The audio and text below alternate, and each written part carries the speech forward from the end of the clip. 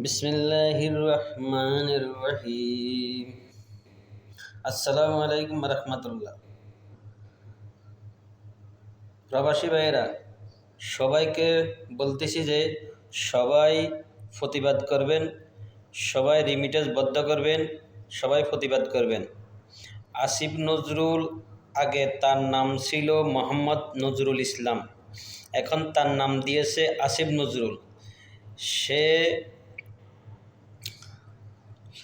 ভারতের হয়ে কাজ করে, সে একজন মিথ্যাবাদী। হ্যাঁ, সকল ছাত্রছাত্রী ভাইদের উদ্দেশ্যে একটা কথা বলতে চাই, সবাই আন্দোলন করবেন এ আসিফ নজরুলকে দ্রুত পদত্যাগ করার জন্য।